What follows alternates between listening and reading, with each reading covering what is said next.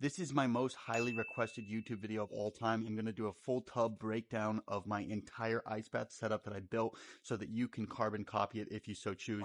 Let's take a look first at the temperature before I shut it off so that you can see this is not cap. It is 35.9 degrees. Now, despite the fact it doesn't have physical ice cubes in it, it is still cold. I know it's called ice bath, cold tub, whatever you want to call it. Okay, before we shut it off, I want to talk about this. Super important. This is a two-stage CFI switch. When I shut this off, it kills all power connected to it. The reason why I shut it off, and I actually have two-stagers, is because that way, if the capacitor fails on the tub, which we hope that it doesn't, but if it does fail and you do not have it unplugged, or you have it unplugged instead of just plugged in like that with a two-stage CFI switch, you can become the conduit to the electrical flow and actually get zapped. We don't want that. That's not safe. So we keep it plugged in. That way it is still connected to ground, but there is no electrical power to the tub. The tub is off. We have this is sort of just fun stuff to make it a vibe. We have a sort of turf situation here that I cut to a nice shape, a teak mat so that you can brush your feet off before you jump in. Now, before I jump in the tub, which I'm going to do, we have here, this is for maintenance. This right here is a 1/3 horsepower water pump for draining and cleaning the tub. I recommend you do that every month. And that's stretching it probably every 2 weeks if you can. You're going to need to buy an adapter to connect directly natively to your hose. And as far as refilling, now this is a chest freezer. That's great. We did that intentionally for lower operational costs. Electrical cost to keep this thing running and cool is about $11 in electricity per month. Now, that is being said that what you're doing when you chill this is you are cooling it. Now, that could be ice. You can buy 200 pounds of ice at Costco for like $25, or I use a Nuvio recovery chiller. This thing will bring down my tub to temp in about 3 hours. Now, this is a $600 piece of equipment, but it's going to save you $20 to $25 of ice every time you refill the tub. All right, so now let's jump in. And when I jump in, like I said, no ice in the tub. But it is cold, I promise. I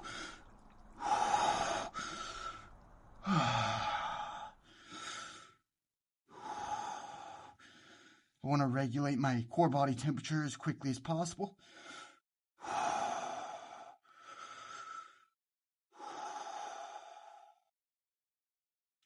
In this video, I'm not going to go over all the physiological benefits of doing ice baths. You can look that up on your own time. We're more going over how to build your own. So I have two-stage silica epoxies in here to make this actually a water sealant container. That is JB Water Weld.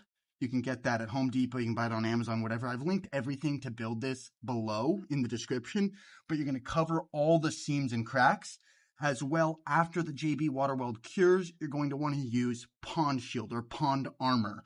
It comes in a bunch of different colors. I here went with sky blue. I think it's a vibe. It's nice. I also have LEDs in here, RGB LEDs that are waterproof. Now, this is another keynote that's really important. Depending on the model, the sub-model that you get of fridge, there are metal walls and there are plastic walls. This is my third tub. 2 of them were metal walls. This one is plastic walls. Rather inconvenient when some of my tech is magnets, not sticky pads. So just keep that in mind as you're building out your tub.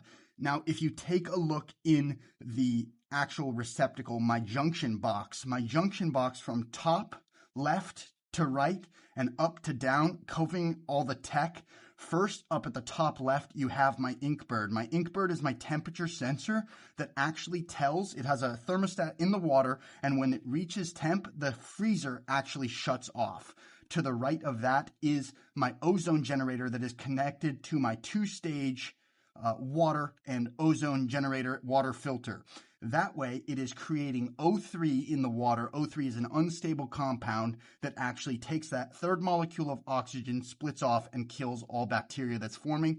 Next to that, I have a 6-outlet extension cord that has everything connected into it. You'll see that 2 of them are unplugged. There, I had a switch timer relay with a UV light that actually died because I didn't properly water seal that. I highly recommend you get that. I also have a wave maker in here. That way, the water is constantly moving so that it doesn't generate ice. Like I said, yes, it doesn't look as cool without ice in it, right? You're not in an ice bath. You're just in a cold tub. But I promise you, this tub, I actually put 100 pounds of Epsom salt in here every time I fill it, and that lowers the freezing point to 25 Fahrenheit instead of 32 Fahrenheit, meaning I can get it sub-freezing and it still won't have ice in it. But I promise you, it is very mentally and physically challenging to sit in here for several minutes, as I do every single day. That's basically the full rundown of the whole tub. This one is 16.5 cubic feet. I've had a 14.7 cubic foot one and an 8.5 one. I am 6'2". The 8.5 one, I fit, but not well. The most important metric when you're looking at length, width, depth for people that are of larger stature is going to be your width. That's the front to back of the inside walls. For me personally, 6'2", moderately built, I need at least 23 inches of clearance to make it possible. And that's the full breakdown of the entire tub. Let's see if it actually worked. Am I red? I should be pretty red. So yes, it is real. It is cold. Another thing, doesn't apply to this tub, but my previous tub, this tub has, under the bottom, I'm not going to flip it or anything, but it has 6 legs, so it's equally balanced there. I just put one under here to keep it level, but my previous tub didn't have that. It was flat, and so what I did as a solution, I got 25 feet of pressure-cured wood, and I placed them equally under it so that the water, okay, understand this. This tub was designed to store food, not hundreds of pounds of water. This is 250 gallons of water, which weighs about 2,800 pounds. So in order to make sure that that weight is equally dispersed, you're going to want to use something like pressure cured wood, or if you have a tub that has several different little legs on it, it's going to be fine. That's what this one is. That's the whole tub setup. All in all together, I built this for $1,400, and this is comparable to what some companies sell for $10,000.